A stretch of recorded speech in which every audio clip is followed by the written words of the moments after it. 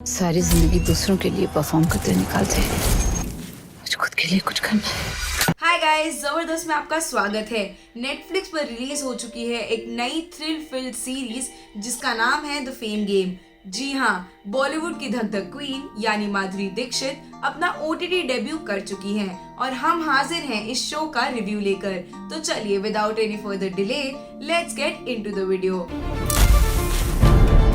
करिश्मा कोहली और बीजे नामबीर द्वारा डायरेक्टेड ये सीरीज सस्पेंस, थ्रिल और मिस्ट्री से भरा हुआ है। कहानी की मेन किरदार अनामिका आनंद है जो कि बॉलीवुड की एक फेमस सुपरस्टार है और 30 सालों से बॉलीवुड पर राज कर रही हैं, जिसके लाखों करोड़ों फैंस हैं, एक फैमिली है, 2 बच्चे हैं। लेकिन अनामिका आनंद की लाइफ बाहर से जितनी पिक्चर परफेक्ट है वो अंदर से उतनी ही खोखली और बेरंग है और ये बात कोई नहीं जानता। लेकिन जब एक दिन अनामिका एकदम से गायब हो जाती है तो सब कुछ इधर से उधर हो जाता है और फिर रह जाते हैं कुछ सवाल कि अनामिका आनंद थी कौन, क्या उनका किडनैप हुआ या फिर मर्डर, या वो खुद ही गायब हो गई। इन्हीं सवालों का जवाब ढूंढने के लिए आपको ये सीरीज देखनी पड़ेगी। शुरुआत करते हैं माधुरी दीक्षित की परफॉर्मेंस से, जो आज भी स्क्रीन पर उतनी ही अट्रैक्टिव और गॉर्जियस नजर आती हैं। उन्हें स्क्रीन पर देखना मानो दिल और आंखों दोनों को ही सुकून देता है।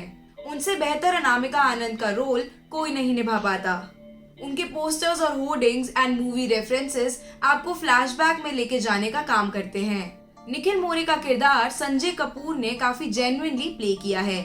मोस्ट ऑफ द सीन्स में वो काफी अग्रेसिव दिखाई देते हैं और अनामिका का उन्हें कॉन्स्टेंटली इग्नोर करना उनके मन में चिंगारी की तरह सुलगता हुआ साफ दिखाई देता है।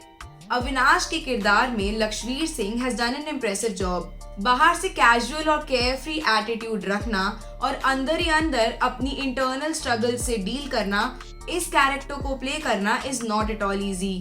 और लक्ष्वीर शब्दों से कम और आंखों से ज्यादा बोलते हुए नजर आते हैं।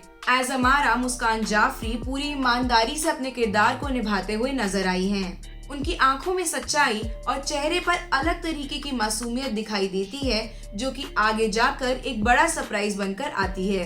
मनीष खन्ना के रोल में मानव कौल का परफॉर्मेंस आउटस्टैंडिंग है। In fact he easily steals the show for me after Madhuri ji. Manav जिस तरह अपने शांत कैरेक्टर से एकदम अग्रेसिव बिहेवियर की तरफ जाते हैं, that is just exemplary for me.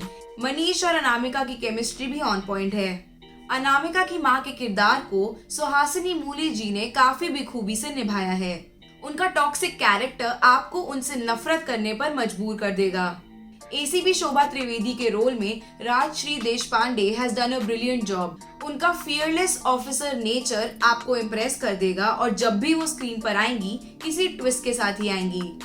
No doubt Shri Rao द्वारा डायरेक्टेड इस सीरीज में आपको थ्रिल, ड्रामा, सस्पेंस सब कुछ देखने को मिलेगा, लेकिन कुछ पॉइंट्स पर आपको कहानी अननेसेसरीली खिंची हुई दिखाई देगी, जिसकी वजह से सस्पेंस और थ्रिल वाली फीलिंग कुछ गायब नजर आती है। लेकिन लास्ट 2 एपिसोड्स आपको पकड़ कर रखते हैं और एक के बाद एक रिवील होने वाले सीक्रेट्स आपके दिमाग को घुमा कर रख देते हैं, जिसके वजह से एंडिंग एपिसोड्स काफी ग्रिपिंग और सस्पेंस फिल्ड हैं। ओवरऑल इस शो में आपको धक धक गर्ल यानी माधुरी दीक्षित वही सेम ओल्ड चार्म के साथ नजर आएंगी। अनामिका के डिफरेंट शेड्स, सपोर्टिंग कास्ट की ब्रिलियंट एक्टिंग और मिस्ट्री और सस्पेंस से भरी ये स्टोरी काफी एंटरटेनिंग है, जिसमें कुछ लूज पॉइंट्स हैं लेकिन प्रेडिक्शन बिल्कुल भी नहीं। सो गाइज, ये था आज का रिव्यू। अगर आपने ये शो अभी तक नहीं देखा है तो I think you can give it a casual binge, और अगर आप देख चुके हैं then do let us know about your views in the comment section. हमारे चैनल जबरदस्त को सब्सक्राइब अवश्य करें। मिलते हैं आपसे नेक्स्ट वीडियो में। Thanks for watching.